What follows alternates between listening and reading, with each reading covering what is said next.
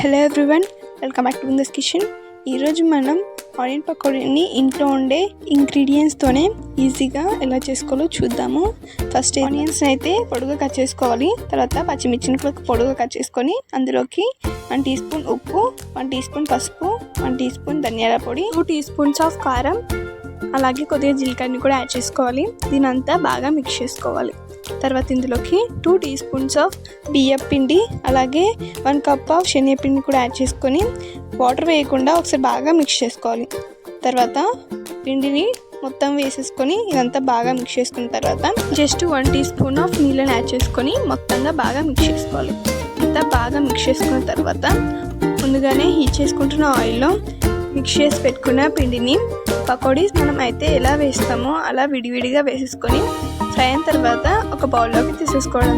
అంతేనండి, టేస్టీగా ఇంట్లోనే ఆనియన్ పకోడీ అయితే రెడీ.